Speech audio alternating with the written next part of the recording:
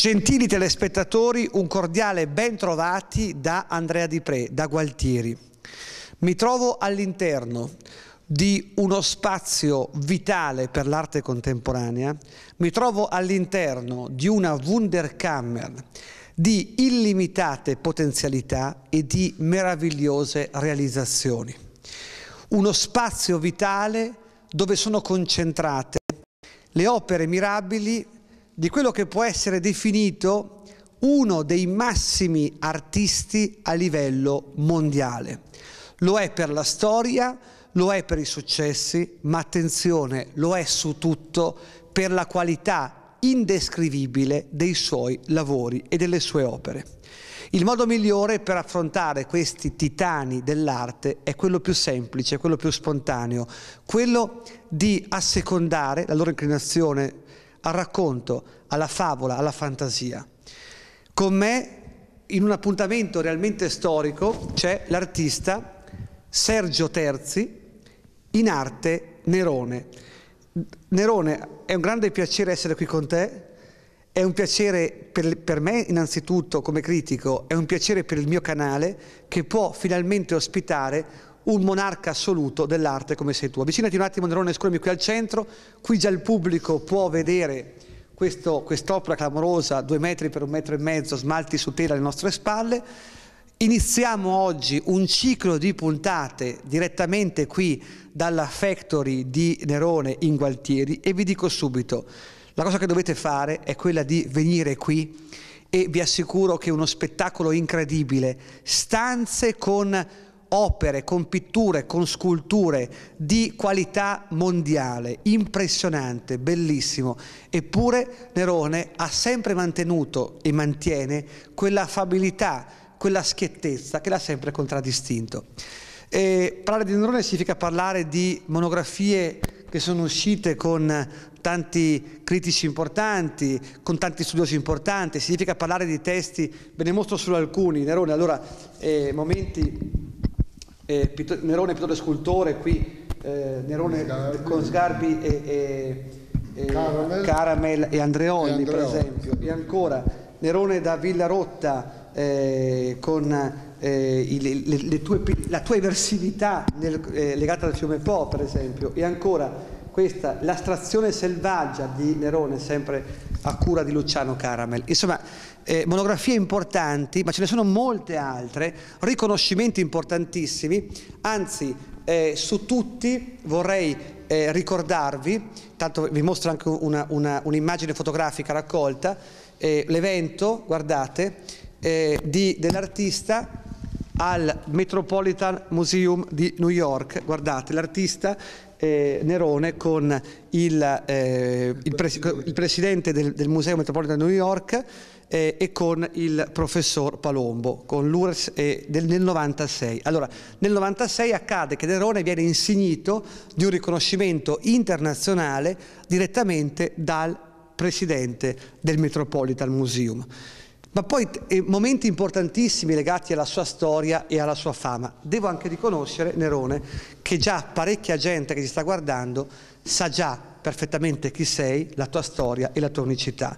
Però io vorrei attraverso le telecamere farvi scoprire il motivo, il perché, che cosa accade di così unico e straordinario in questo monarca della pittura. Nerone, brevemente, anche se è impossibile in pochi minuti compendiare la tua storia, vuoi raccontarci così, fino ad oggi, la tua vita, ma in pochi tratti essenziali? Ecco. Io sono nato in un paesino qua che si chiama Villarotta, no?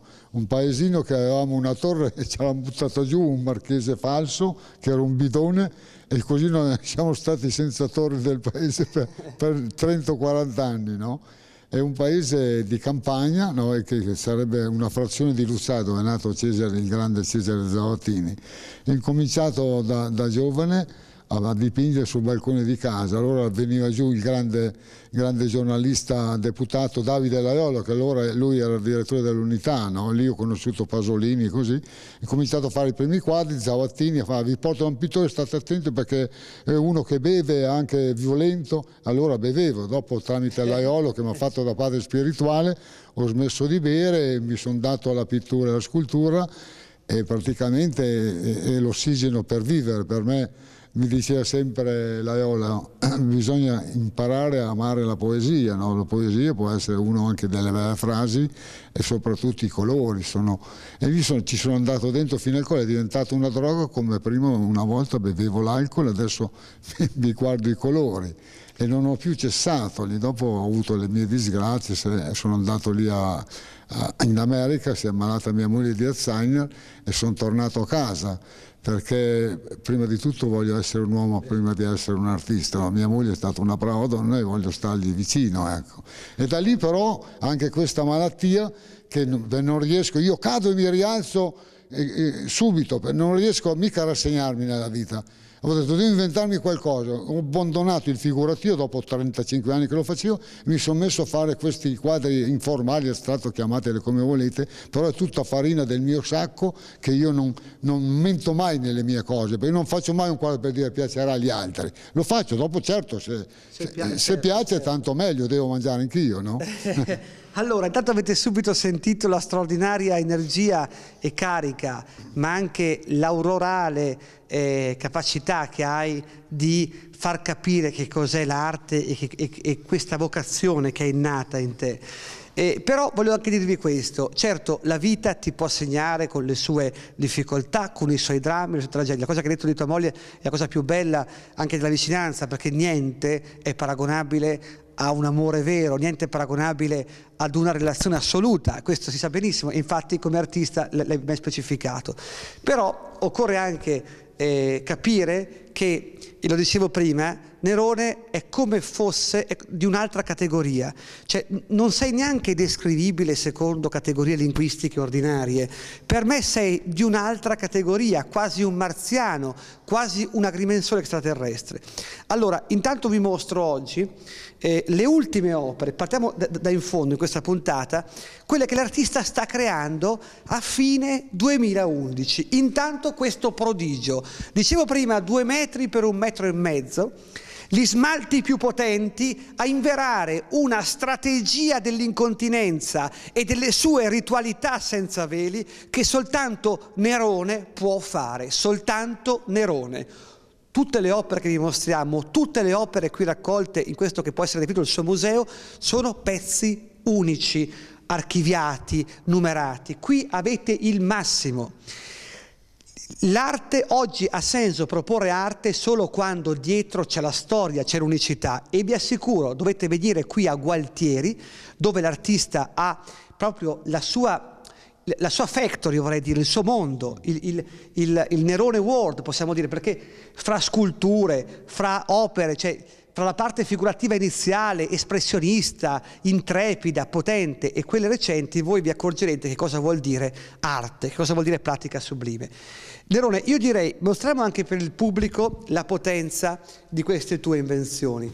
Guardate, nemmeno Paul Jenkins poteva attingere, ecco, lo alziamo un attimo insieme, poteva attingere a tanta inevitabilità. Stiamo così, guardate l'energia a milioni di volt, l'energia a milioni di volt in questi smalti, in questi pezzi unici di Nerone. Guardate la potenza e l'unicità di queste opere. Vi ricordo che avete il telefono in onda per parlare direttamente con l'artista, per venire qui a Gualtieri a intraprendere un corpo a corpo con queste immagini. E ancora, guardate, sono le ultime opere. Nerone, questa è incredibile, il rosso quasi che in una forza di fagocitazione vuole divorare tutto, potentissimo. Che cosa rende Nerone così unico e potente? L'assenza totale di inibizioni, l'assenza totale di superfetazioni, l'assenza totale di condizionamenti. Nerone, forse possiamo realmente dire, ecco, che la prima caratteristica che emerge nella tua arte è la libertà assoluta. Mi sposto un attimo così? La libertà assoluta delle tue opere. Sì, io faccio proprio quello che sento, io non sto mica lì a guardare tante storie, io quello che ho dentro lo devo gettare fuori, no? Per rinnovarmi continuamente, per avere il senso della vita, no? Io inseguo la poesia che mi ha insegnato il grande Davide Leolo, e così io dopo mi manifesto come ho i miei stati d'animo, c'è dei momenti che sono dolci, dei momenti che sono violenti, io cambio umore 95 volte al giorno. Ma questo è tipico di un'energia vulcanica potente della tua verità. Continuiamo ancora, ve le mostro un attimo come siamo qui in centro, guardate sempre, guardate anche questa, vedete gli aspetti, i momenti, la vita, l'esistenza, qui vedete qualcosa che è perfino infuocato, vorticoso, potentissimo, teso a rappresentare un mondo presente alla coscienza dell'artista, alla coscienza di Nerone. E ancora, sempre in questa nostra prima trasmissione, avete visto, guardate anche in quest'opera, poi sì, la carica vitalistica, la potenza, dalla prima relatività di Einstein alla teoria del Big Bang, storia di antinomie e di continuità. È perfino difficile poter descrivere questo incontro ravvicinato con l'universo artistico di Nerone. E poi guardate questo, la poetica, il dualismo del bianco e nero, l'espressione con assoluta parità di diritti dell'essere e del non essere in Nerone. La potenza, l'unicità. Per questo artista consacrato a New York, ma che deve sempre tornare alla sua Emilia. Ecco. E poi ancora, guardate, adesso qui vedete le prevalenze delle figure, guardate quando rappresenta anche queste forme, è unico, c'è poco, è unico, è un artista che è un orgoglio italiano nel mondo, Nerone. Guardate la potenza, il primitivismo, il transfer antropologico verso il primordio.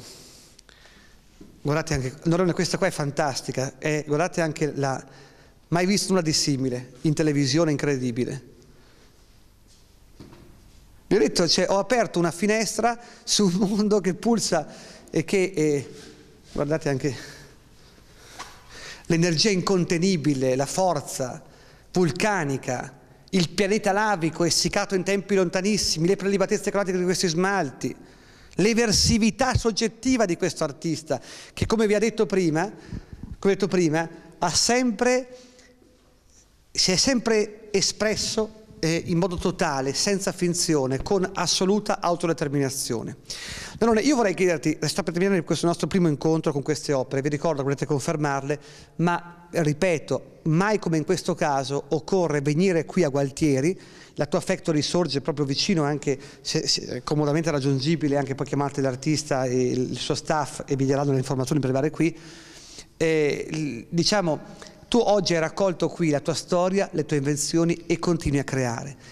Che cosa in definitiva, Nerone, deve esprimere l'arte per te? Per me l'arte deve dare, cioè io preferisco un quadro brutto che mi dica qualche cosa che un quadro bello che mi dice un cazzo. Ecco, questo è. Ecco, questo, allora, la comunicazione, la potenza, sì. Ma è la verità questo, fai bene, cioè, a dire, l'arte è questa, l'arte è ciò che riesce a comunicarti. Per questo io, appena entrato in questo universo tuo, è vero, si provano delle escursioni interiori che sono imprevedibili. Vi ho mostrato soltanto una minima parte, anzi una parte quasi insignificante di ciò che stai creando, eppure ogni tua opera, esattamente come accadeva per Pablo Picasso, ogni tua opera è un mondo di una qualità esagerata. Quindi se volete realmente puntare e avere un'opera, l'opera forse, ripeto, di uno dei massimi, io dico così per non dire il massimo, ma di uno dei massimi a livello mondiale, chiamate, avete il numero in onda. Nerone, i miei complimenti, ma attenzione, ti voglio ringraziare perché mi hai permesso di entrare in questo mondo, di documentarti e di essere archiviato a fianco della tua potenza e della tua assolutezza. Grazie ancora a Nerone e grazie come sempre a voi, Andrea Di Pre, per aver preferito questo modo di fare televisione. Grazie.